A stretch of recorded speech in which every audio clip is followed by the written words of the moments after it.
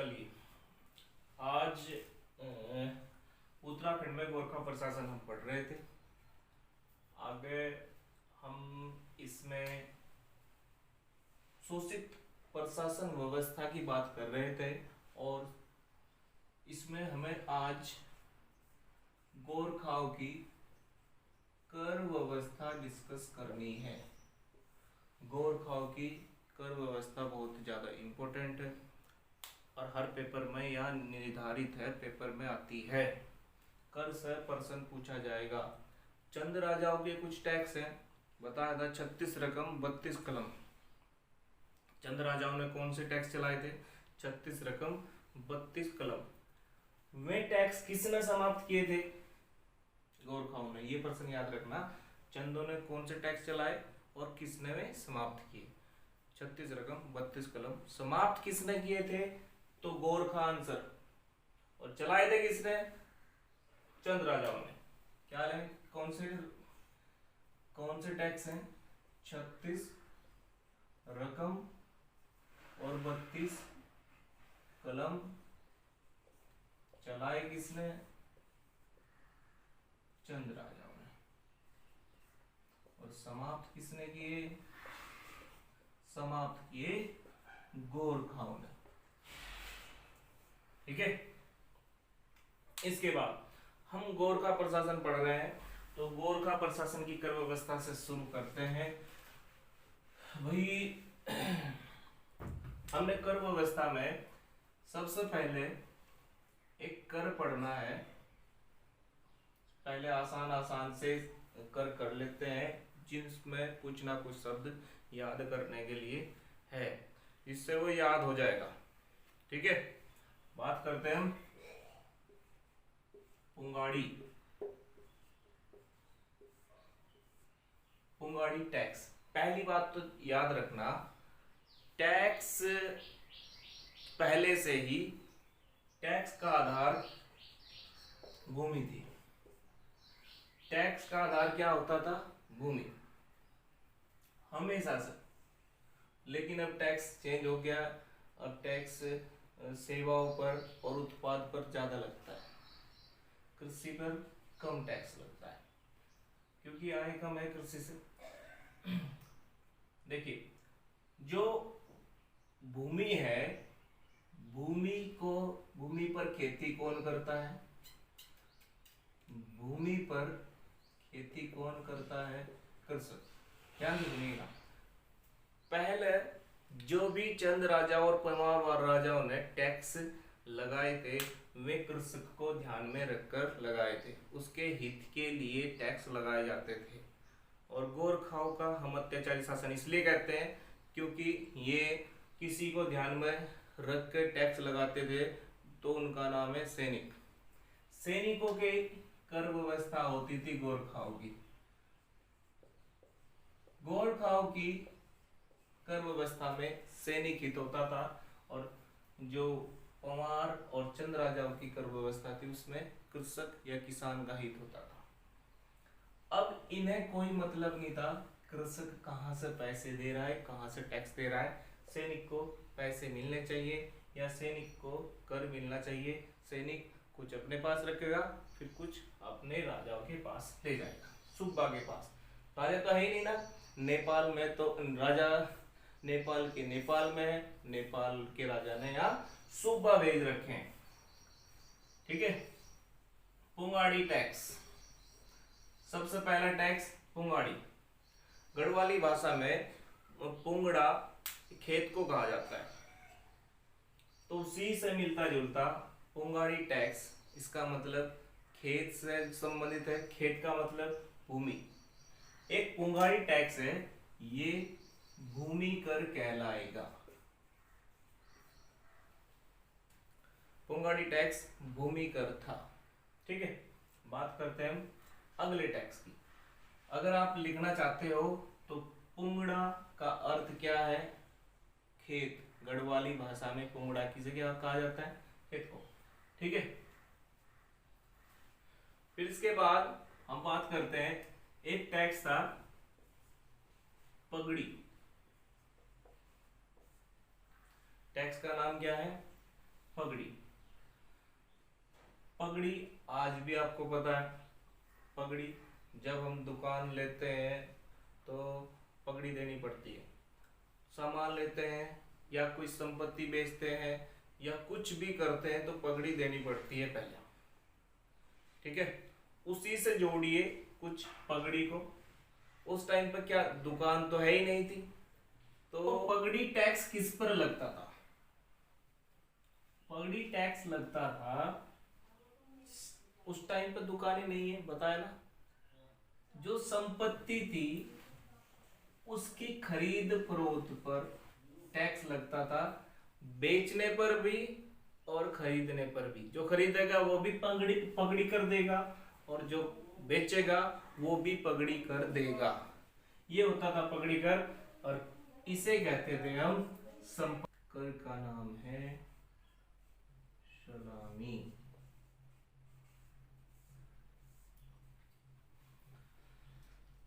सलामी कर एक ऐसा टैक्स है जो चंद राजाओं के और पंवार राजाओं के समय में भी लिया जाता था। चंद राजाओं में तुम्हें पता है एक भेंट कर लिया जाता था या नजराना कर लिया जाता था। अगर आपको राजा मिल गया, राजा से मिलने खाली हाथ नहीं जाना। जैसे आप जा रहे, राजा मिल गया और राजा जी नमस्ते, ऐसे नहीं चलेगा। राजा को राजा के सामने 1 रुपया रखना पड़ेगा, तब उसे कहते थे हम भेंट कर। अब ऐसा ही टैक्स यहाँ पर कुमाऊं में लगता था, सलामी। अब यहाँ राजा तो है नहीं, यहाँ पर है सूबा और सैनिक। अगर आपको सूबा मिल गया तब पैसे देने पड़ेंगे, थोड़े ज्यादा देने पड़ेंगे। अगर सैनिक मिल गया तब भी आपको टैक्स देना पड़ता था। आई बात समझ में? अगर जाते जाते बीच में सैनिक मिल गया तो जय हिंद से काम नहीं चलेगा। किससे काम चलेगा? सलामी देनी पड़ेगी उस सैनिक को, और इसे बोलते हैं भेंट या नजराना। इसके नाम से पता लग रहा है, मतलब हम किसी को मिले और ऐसा टैक्स क्या कहलाएगा? सलामी टैक्स या सलामी कर। अगला टैक्स लिखते हैं, नाम से ही पता लगना है। एक टैक्स है टीका या टीका भेंट। टीका भेंट जब भी घर में कुछ खुशी का माहौल होगा या घर में कोई उत्सव मना रखा होगा या घर में शादी है, मुंडन है, बेटा पैदा हुआ है, बच्ची पैदा हुई है, टैक्स लगता था। एक घर में जब भी कोई खुशी आई किसी के तो एक भेंट देनी पड़ती थी, इसे कहते थे हम टीका भेंट। आई बात समझ में या नहीं आई? ये कुछ मंगल कार्यों पर दिया जाता था। इसके नाम से ही पता लग रहा, मंगल कार्य में टीका होता ही है। आप कथा में बैठ जाओ, हवन में बैठ जाओ, क्या होता है? टीका होता है। मंगल कार्यों के लिए, मंगल कार्यों पर टैक्स होता है ना। अब भी यज्ञ करते हैं, यज्ञ का कोई टैक्स नहीं है वर्तमान में, लेकिन कुमाऊं में जब गोरखा यहाँ पर थे तो एक टैक्स लगता था। कुछ भी आप मंगल कर रहे हो तो टैक्स दे के जाइए। गोरखा नहीं खुश थे, किसी से खुश नहीं थे, और जब भी कोई खुश आदमी दिखता था तो उस पर टैक्स लगा देते थे। ठीक है, ध्यान से सुनना। अगला टैक्स कौन सा है? अगला टैक्स हमने क्लास में भी डिस्कस कर रखा है, नाम है सोनिया फागुन। सोनिया फागुन लिख लो, सोनिया फागुन। टैक्स का नाम क्या है? सोनिया फागुन। सोनिया फागुन, तुम्हें पता है गोरखा हिंदू धर्म को मानते थे, जैसे कुमाऊं के लोग मानते थे हिंदू धर्म को, ऐसे ही गोरखा भी मानते थे। इसका मतलब उनके यहाँ भी उत्सव मनाए जाते होंगे, फागुन में हमारे यहाँ भी उत्सव आते हैं, हिंदू धर्म में फागुन में उत्सव आते हैं, सावन के महीने में उत्सव आते हैं। सोनिया फागुन ऐसे ही याद रखना कि सावन और फागुन में जो उत्सव मनाए जा रहे, खाली इस महीने में नहीं, जितने भी उत्सव मनाए जाएंगे उन पर एक टैक्स लगता था। किसे देना पड़ेगा? जनता को, राजा को देना पड़ेगा कि राजा आप भी उत्सव मना लिए। पैसे बहुत है राजा पे, लेकिन राजा उत्सव मनाने के लिए एक टैक्स लेता था जनता से। मतलब अगर दिवाली आई, दिवाली मनाने के लिए राजा को टैक्स दिया जाएगा, ले और राजा दिवाली मना लो, आपकी पटाखे ले आइयो। वही है सोनिया बाबू। उत्सवों पर टैक्स लगता था, उत्सवों पर टैक्स लगता था। आई बात समझ में? जनता देगी राजा को, राजा नहीं सूबा है, ठीक है। ये जो टैक्स है ये इनके नाम से ही पता लग रहे हैं। अगर नाम से नहीं पता लग रहे तो जो मैंने बताया है उसे मैच करके देखिए, याद हो जाएंगे। पुंगाड़ी कर भूमि कर है, पुंगड़ा गढ़वाली में खेत है इसलिए भूमि कर का। पगड़ी, पगड़ी संपत्ति कर है। आई बात समझ में? जब भी जमीन बेचनी होगी तब भी पुंगड़ी कर लगता था, पगड़ी कर लगता था, और जब खरीदनी होगी तब भी पगड़ी कर लगता था। सलामी, सैनिक मिल गया, सुब्बा मिल गया तो भेंट देकर उसे 1 रुपया देना पड़ेगा, ठीक है। टीका भेंट मंगल कार्यों पर टैक्स लगता था। सोनिया फागुन उत्सव पर टैक्स लगता था, ठीक है। इसके बाद हम बात करते हैं टैक्स। अगला, गोरखाओं ने अनंत टैक्स लगाए, पहले भी बताया है। अगला टैक्स है मेजबानी दस्तूर। मेजबानी दस्तूर, ये मेजबानी दस्तूर किस लिए लेते थे गोरखा? उत्तराखंड वासियों की रक्षा के लिए। आप कहोगे रक्षा कैसे? ये तो अत्याचार कर रहे गोरखा यहाँ पर। गोरखा अगर कहते थे गोरखा कि अगर बाहर से किसी ने अटैक कर दिया, आक्रमण कर दिया, तो सबसे पहले उनसे लड़ने के लिए हम जाएंगे ना, हमसे युद्ध होगा उसका, हम मारे जाएंगे, इसलिए आप टैक्स दो, हम आपकी बाहर से आक्रमण होगा उससे रक्षा कर रहे हैं। कौन सा टैक्स दो? मेजबानी दस्तूर। जैसे हम ऑफलाइन क्लास लेते हैं, ऑफलाइन क्लास में अगर कोई अचानक से हमारे इंस्टीट्यूट पर हमला कर दे, मैं भले ही ऑफलाइन क्लास में कितना भी डंडा मारता हूँ, कितना भी अत्याचार करता हूँ क्लास में, लेकिन जो बाहर से अटैक होगा उसका जिम्मेदार तो मैं होऊंगा, सामने उसके मैं खड़ा होऊंगा ना तुम्हारी रक्षा के लिए। ऐसे ही गोरखा कहते थे कि हम मेजबानी दस्तूर लेंगे और जनता को देना पड़ेगा, क्योंकि जनता की सुरक्षा के लिए ये टैक्स लिया जा रहा है। जनता की सुरक्षा के लिए ये टैक्स लिया जा रहा है। कौन सा टैक्स है? मेजबानी दस्तूर, ठीक है। अजीब अजीब से टैक्स है, ध्यान से सुनना। इसके बाद एक टैक्स था टान कर, ठीक है बेटा। उनके बाद ही नंबर डालते जाना, मैं तो यहां से ऐसे ही लिख रहा हूं, जो हमने पहले लिखे उसके बाद ये, उसके बाद ये, और आगे हम बढ़ते चले जाएंगे, ठीक है। टान कर टान कर जो होता था, अच्छा बताइए, कुमाऊं में टान का मतलब होता है कपड़ा, टान का होता है मतलब कपड़ा, और ऊन से बना कपड़ा। ऊन से कपड़ा कौन बनाते थे? अभी बनाते हैं भोटिया लोग, जो सर्दी के क्षेत्र में ज्यादा रहते हैं, जहां पर टेम्परेचर कम रहता है। भोटिया लोग इसे टान को बनाते थे, कपड़े को बनाते थे, तो टैक्स भी उनसे ही लिया जाता था। जो कपड़े बनाते हैं उनसे टैक्स लिया जाएगा, मतलब कपड़ा बुनकरों पर ये टैक्स लगता था। और कपड़ा बुनकर कौन? कपड़ा बुनकर कौन? भोटिया। ठीक है, भोटिया लोगों पर टान कर लगता था। हाँ समझ में, टान का मतलब कपड़ा।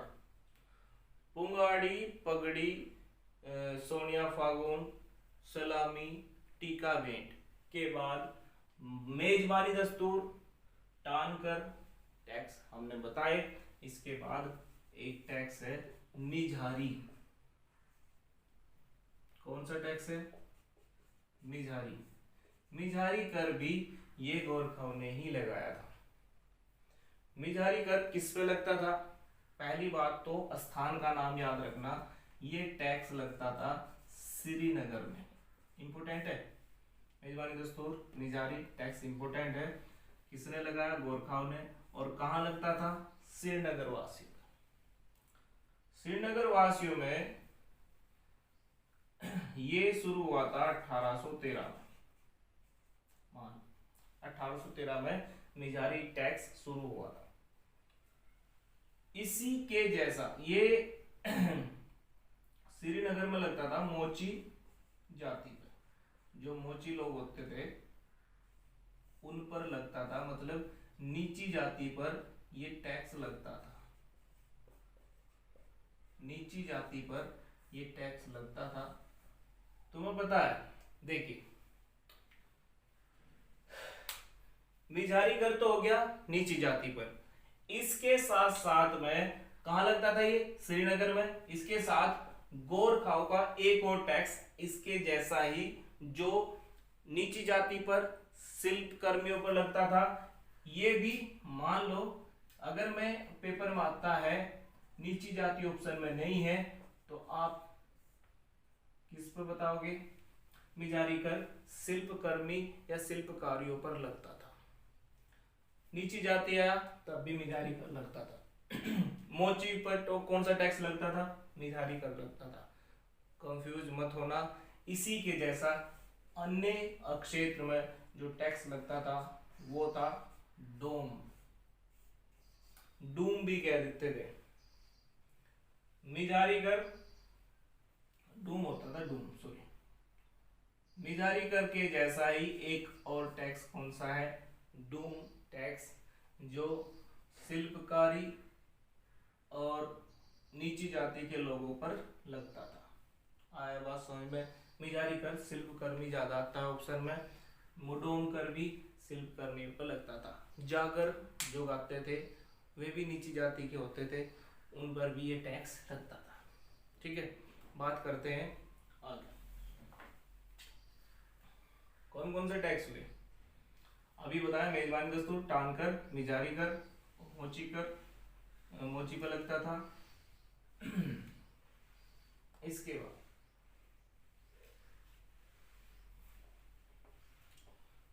गोरखाओं को जब भी कोई खुश आदमी दिखता था तभी टैक्स लगा देते थे। ठीक है, ध्यान से सुनना, बहुत ही ध्यान से। एक टैक्स इन्होंने शुरू किया बहता। बहता कर, ये किस पर लगता था? ये किस पर लगता था बहता? अगर आपके पास, अच्छा टैक्स कौन देता होगा? ज्यादा टैक्स कौन देता होगा? अमीर देते होंगे ना, उस टाइम पर भी और अब भी। उस टाइम पर अमीर टैक्स देने से बचने के लिए अपनी संपत्ति को कहीं छिपाकर अपने आप को गरीब साबित करना चाहते थे। मतलब गरीब दिखाते थे गोरखाओं को कि हम गरीब है भाई, हमारे पास कुछ नहीं है, संपत्ति छिपा दी कहीं हो। जैसे आपके पास ये 1 किलो सोना है, आप बढ़िया अमीर हो, आपने 1 किलो सोना अपने घर में छिपा दिया। ठीक है, हम दिखा रहे फटे फटे कपड़े पहन लिए और दिखा रहे हम बहुत गरीब है। राजा गया टैक्स लेने के लिए, कितनी संपत्ति है आपको? राजा ना बुरा हाल देख के, राजा है जो भी टैक्स लेने जा रहा है, उसने बुरा हाल देख के उसका आगे चला गया, दूसरे घर चला गया। लेकिन किसी पड़ोसी ने शिकायत कर दी उसे कि इसके घर में जाकर देखो, गमले तबले के नीचे गड्ढा है, उसके नीचे 1 किलो सोना दबा हुआ है, उसकी संपत्ति है। सैनिक गए, गमला उठाया, खोद के 1 किलो सोना निकाल लिया। 1 किलो सोने पर जो छिपाई गई संपत्ति थी उसका आधा लेके जाएंगे गोरखा सैनिक और आधा दे देंगे फिर मालिक को। यही है वो टैक्स। जो छिपाई संपत्ति पर टैक्स लगता था उसे क्या बोलते थे? छिपाई गई संपत्ति पर लगाया गया टैक्स। अगर वो पहले ही टैक्स दे देता कि मेरे पास इतना संपत्ति है, मेरे से इतना टैक्स ले, 10%, 20% या 6% जो भी है, लेकिन जब इसकी संपत्ति मिल गई छिपाई हुई तो 50% लेके गए गोरखा। ठीक है, इसलिए कोई संपत्ति ना छिपाए, एक और टैक्स लगा दिया, नाम था बैता। खुश नहीं देखना चाहते थे किसी को। वैसे वर्तमान में भी इसकी आवश्यकता है। ठीक है, और खोजबीन करने वाले की भी आवश्यकता है, ये नहीं कि ऐसे ही छोड़ दिया। ठीक है, स्विट्जरलैंड में पड़ी है छिपाई गई संपत्ति, बहुत सारी पड़ी है। ठीक है, बात करते हैं बहता कर तो ले ही लिया, इसके बाद एक टैक्स और लेंगे, रहता। रहता कर क्या होगा, ध्यान से सुनना। आदमी परेशान हो गया गोरखाओं के इन टैक्स पद्धति से। इतने सारे टैक्स, राजाओं को भेंट दो, मिल रहा राजा, पता नहीं क्या क्या टैक्स दिए, पुंगड़ी पगड़ी बेईमानी दस्तूर, आगे देखना और भी टैक्स आएंगे। अब परेशान हो जाओगे इतने टैक्स कैसे पढ़े, लेकिन इंपोर्टेंट है, पढ़ने पड़ेंगे। ठीक है, अगर नंबर लेकर आना तो पढ़ने पड़ेंगे। रहता कर क्या है? रहता कर आप परेशान होकर चले गए दूसरे स्थान पर कि हमें उत्तराखंड में नहीं रहना, हरिद्वार को पार करके, उधमसिंह नगर को पार करके यूपी में चले गए, उधर मिल गए अंग्रेज। फिर आपने सोचा, अंग्रेज हालांकि गोरखाओं से अच्छे थे, अब जब आप परेशान होकर बाहर गए थे तो आपने सोचा कि हम अपने घर ही ऐसा घर बनाते हैं कि हम, घर तो हमारा गांव में ही रहे, और एक घर ऐसा बना लेंगे जो कहीं पहाड़ों पर या कहीं ऐसा हो कि जब गोरखाओं का टैक्स लेने का नंबर आए हम उस छिपे हुए घर में चले जा और हम टैक्स से बच जाएंगे। मतलब क्या है, लोग घर से बाहर रहने लगे टैक्स देने से बचने के लिए। ठीक है, आई बात समझ में? गोरखाओं को पता लग गया कि भाई ये तो घर से बाहर रहते हैं, जब भी हम टैक्स लेने जा रहे हैं घर से बाहर चले जाते हैं। तो जो घर में नहीं रहता, बाहर रहने लगता है, घर को छोड़कर कहीं बाहर रहने लगता था, उस पर भी टैक्स लगता था, रहता कर। गोरखा कहते थे घर रहता, हम क्यों टैक्स लेते? रहता घर, अपने घर रहता घर रहता कर से बचना तो अपने घर रहता। ठीक है, रहता कर क्या होता था? जब घर को छोड़कर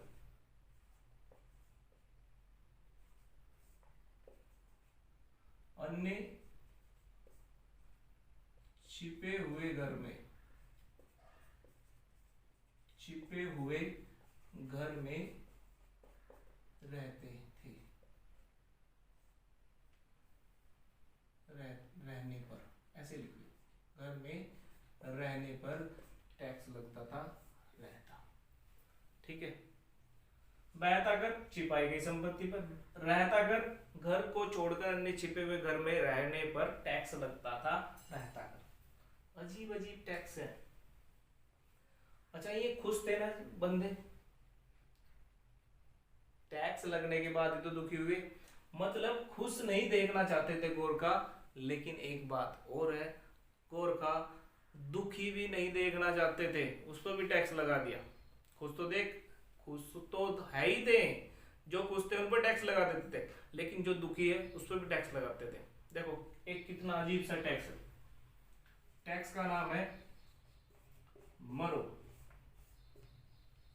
टैक्स का नाम है मरो। जिस पिता के पुत्र नहीं है, जिस पिता के पुत्र नहीं है उसके ये टैक्स लगता था, नाम है मरो। पुत्रहीन पिता पर टैक्स लगता था। पुत्रहीन पिता बेचारा बैठा घर में रो रहा और गोरखा आए, गोरखा ने कहा दे भाई मरो। पिता भाग लिया, मार रहे मुझे। अरे गोरखा कह रहे कि भाई टैक्स देना है, मरो, मार नहीं रहे। पुत्रहीन पिता पर टैक्स लगता था, नाम था मरो। ठीक है, बात आई समझ में। मरो टैक्स के बाद, अच्छा इतना सब कुछ होने के बाद, हाँ इस बार पहले जो ब्राह्मण होते थे वे टैक्स से बच जाते थे। चंद और पंवार राजाओं ने किसी भी ब्राह्मण पर टैक्स नहीं लगाया। ब्राह्मणों पर भी टैक्स लगा दिया गोरखाओं ने। कितना अत्याचारी शासक होगा। अत्याचारी तो है नहीं। देखो ब्राह्मणों में ये नहीं कहते कि ब्राह्मणों पर टैक्स नहीं लगना चाहिए, भाई सब पर लग रहा तो ब्राह्मणों पर भी लगना चाहिए, सही बात है। तो गोरखाओं ने किसी को नहीं छोड़ा, ब्राह्मण पर भी एक टैक्स लगाया। टैक्स का नाम था कुछ ही कर। टैक्स का क्या नाम है? इन्हें 2-3 बार रिवाइज करोगे तब ये याद होंगे, नहीं तो याद नहीं होंगे। कुछ ही कर। कुछ ही कर किस पर लगता था? ब्राह्मणों पर, और ब्राह्मणों पर ये टैक्स लगता था। लेकिन कोई एक ब्राह्मण जो नेपाल से ही जुड़े हुए थे उन ब्राह्मणों पर ये टैक्स नहीं लगता था। नाम होता था उपाध्याय ब्राह्मणों को छोड़कर। उपाध्याय ब्राह्मणों को छोड़कर। उपाध्याय ब्राह्मणों को छोड़कर ये टैक्स लगाया जाता था। कुछ ही कर ब्राह्मणों को लगता था, लेकिन कौन से ब्राह्मण छोड़ने थे इसमें? उपाध्याय ब्राह्मण जो नेपाल से ही जुड़े हुए थे। अगर प्रश्न आए गोरखा कौन से ब्राह्मणों को श्रेष्ठ मानते थे, तो आंसर आएगा उपाध्याय ब्राह्मण। फिर से सुनना, पंवार राजाओं में सरोला ब्राह्मण श्रेष्ठ है, चंद राजाओं में चौथानी ब्राह्मण श्रेष्ठ है, और गोरखाओं में ब्राह्मण कौन से श्रेष्ठ है? उपाध्याय। ठीक है। इसके बाद इन सब से परेशान होकर अगर जनता ने किसी राज कर्मचारी से पूछ लिया आप ये टैक्स क्यों ले रहे हो, मतलब पर्सन पूछ लिया, पर्सन पूछने पर भी एक टैक्स लगेगा। मतलब पर्सन भी नहीं पूछना कि आप ये टैक्स क्यों ले रहे हो। भूमि का अगर है, क्यों ले रहे भाई, क्या है, मेरी तो इतनी भूमि है, इतना टैक्स क्यों लगा दिया, तब भी आपको टैक्स देना पड़ेगा। गोरखा प्रशासन इसीलिए अत्याचारी कहलाता है। ये बहुत ही खतरनाक व्यवस्था लेकर आए थे भारत उत्तराखंड में। देखिए क्या, कौन सा टैक्स है? जानिया शून्य, इंपोर्टेंट है भैया। जानिया शून्य कर,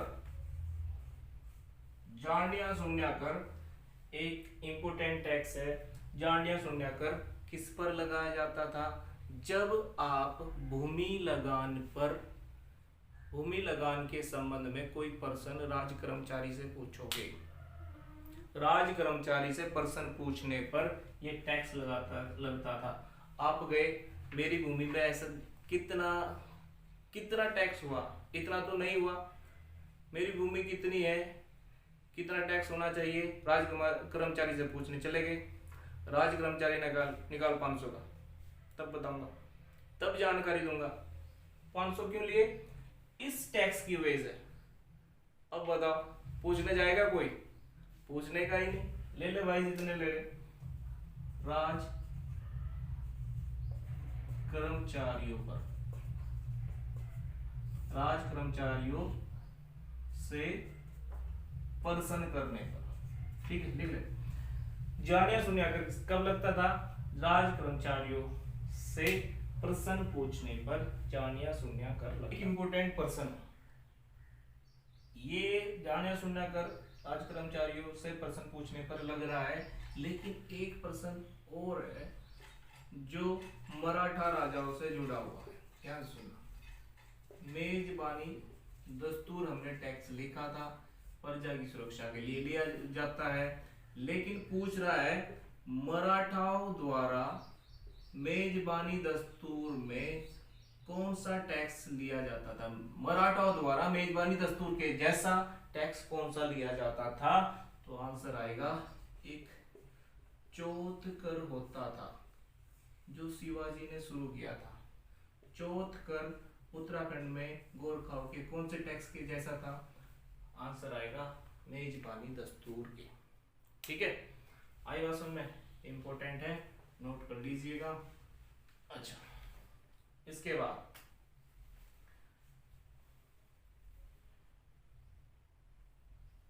बाद एक टैक्स है। अच्छा, एक बात बताइए, ये जो टैक्स था रहता, ये कब लगता था? जब घर छोड़कर चले जाते थे। ठीक है, लेकिन अगर कोई घर पर है उस पर भी टैक्स है। घर छोड़कर चले गए उस पर तो टैक्स है ही है, रहता। लेकिन घर छोड़कर घर में ही अगर कोई है, घर पर ही रह रहा है, तो घर ही टैक्स लगता था, घर ही। ठीक है, और घर के घर ही टैक्स, घर ही पीछे ही टैक्स दोनों लगते थे जब कोई घर में रहता था। घर से चला गया तो रहता घर, और घर में है तो घर ही टैक्स लगेगा। ठीक है, छोड़ने के नहीं, सब पर लेंगे टैक्स। अच्छा, इन सब से परेशान होकर कोई व्यक्ति चला जाएगा, मतलब परेशान तो हो ही जाएगा। ठीक है, इन सब से परेशान होकर व्यक्ति जाए तो कहाँ जाए? अगर घर से चले गए तब भी टैक्स देना, घर में है तब भी टैक्स देना। तो कुछ व्यक्तियों ने थोड़ा सा दिमाग लगाया और पशु चराने के लिए घर से बाहर चले गए। पशु चराने के बहाने घर से बाहर चले गए, एक बांसुरी उठाई और टाइम पास करने के लिए, पशु चराने के लिए चले गए। अब भाई उस टाइम पर फेसबुक व्हाट्सएप था ही नहीं था, तो मनोरंजन का साधन क्या था? बांसुरी ली और पशु चराने के लिए चले गए। टैक्स देना पड़े और मनोरंजन भी हो जाए। लेकिन गोरखाओं को पता लग गया घर पर नहीं है टैक्स, कौन सा देंगे? रहता घर। लेकिन ना तो रहता कहीं दूसरे घर में है, ना घर पर है, वे कहाँ है? पता लगा जंगल में है और पशु चरा रहे, या घाट पर पानी पिलाने के लिए लेके गए पशुओं को, उन पर भी एक टैक्स लगा दिया। टैक्स था दौड़निया कर। ठीक है, कौन सा टैक्स है? दौड़निया कर। कि बोलने लगे कि हमारे जंगल भी हमारे हैं, ये जो घाट पर आप पानी पिला रहे हो ये भी हमारे हैं, तो टैक्स देना पड़ेगा आपको, टैक्स देना पड़ेगा। कौन सा टैक्स देना पड़ेगा? दौड़निया कर। ठीक है, अच्छा सुनो एक और बात, दौड़निया कर किस पर लगता था? पशु चारकों पर। ठीक है, पशु चारकों पर।